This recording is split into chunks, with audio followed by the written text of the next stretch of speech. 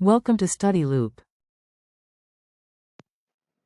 Okay, so this is the free body diagram for the package A. So package A should experience three different forces here, which is the normal force from the surface, gravity of package itself, and the normal force from package B and C, okay, which is FBC here. And we know there's angle 15 degrees, so therefore we can decompose the gravity of the package A. Then we have the XY component of package A, which is WA cosine 15 degree as a Y component and the WA sine 15 degree as the X component. Okay. So in order to determine if the package is going to slide or not, we need to determine is the forces along the surface, is it greater than the maximum friction, which is the static friction. So first we know the maximum friction, which is the static friction, is equal to mu Sn, which is coefficient of static friction multiplied by the normal force, which is mu s times WA cosine 15 degree. So we know mu s is equal to 0.30 for the package A, and we know WA, which is the gravity of the package A, is mg, which is equal to 4 kilograms times 9.8 meter per second square, and this gives us WA is equal to 39.2 Newton. So therefore, the static friction or the maximum friction is equal to 0.30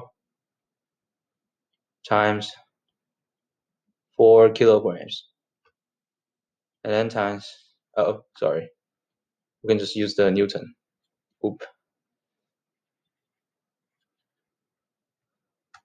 It's multiplied by the 39.2 Newton, and then times cosine 15 degree, and this will give us the static friction is equal to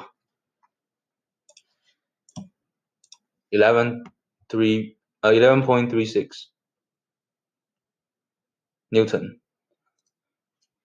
and the forces along the surface, which is the net force along the surface, is equal to FBC plus WA sine 15 degree. Okay.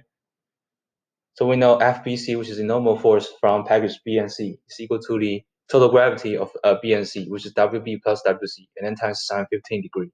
Okay. So eventually we have net force along the surface is equal to 3WA sine 15 degree, because WA is equal to WB and is equal to WC, because three packages have same mass. Okay.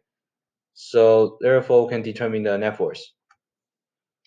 So the net force is equal to 3 times 39.2 Newton. Okay, since the gravity of package A is 39.2 Newtons, and then times sine 15 degrees.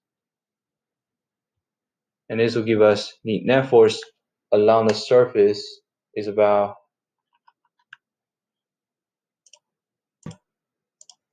30.44 Newtons. And as you can tell, the net force along the surface is greater than the maximum friction, which is the static friction, which means that package A will move.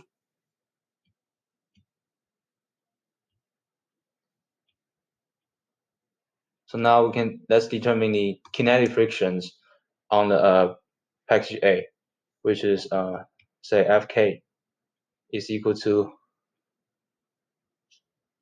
mu k times the normal force, which is let me see, what's the normal force? WA cosine 15 degree. Okay, so it's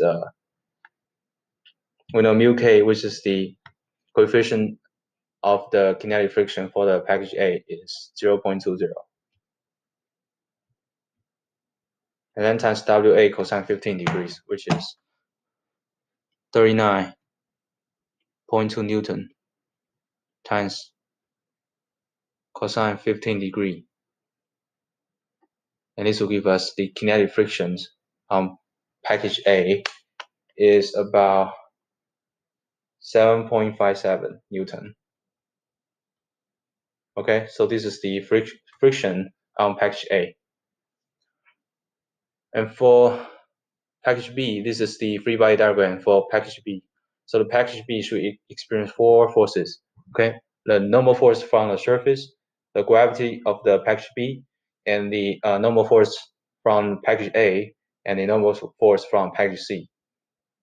And since there's an angle 15 degree here as well, so therefore we can decompose the gravity of the package B, which is WB. So we have WB cosine 15 degree as the y component, and WB sine 15 degree as the x component. Okay. So therefore, the net force along the surface is equal to Fc plus WB sine 15 degree minus Fa, which is equal to WC sine 15 degree plus WB sine 15 degree minus WA sine 15 degrees. So eventually the net force should be equal to WB sine 15 degree, since WA is equal to WB and WC, okay, because they have the same mass.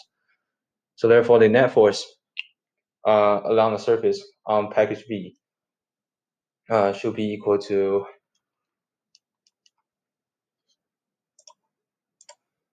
10.15 Newton.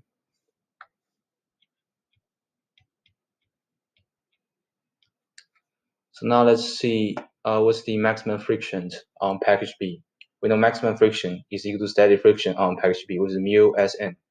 And we know normal force in this case is equal to WB cosine 15 degree. And we know the static friction, the coefficient of static friction for the package B is 0.10. So therefore, we have the static friction is equal to 0.10 times WB, which is 39.2 Newton, and then times cosine 15 degree. And this will give us the maximum friction, or the static friction, is about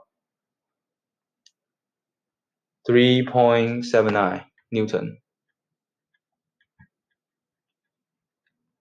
As you can tell, the net force along the surface on the package B is greater than the maximum friction on package B, which means that the package B will move. So will move.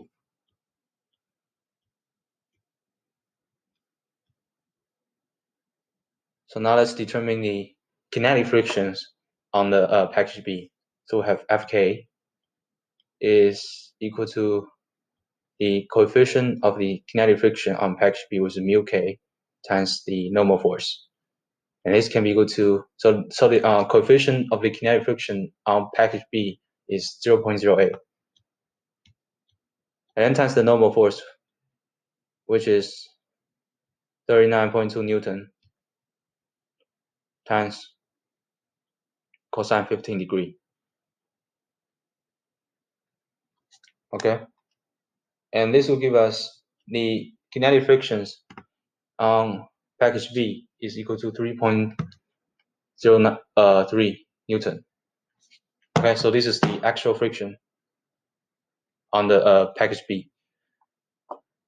And for package C, this is the free body diagram for package C. So you experience three different forces here, which is the normal force from the surface, gravity of the package C, and the normal force from A and B. Okay, A and B as a system. Okay, so which is indicated as a FAB.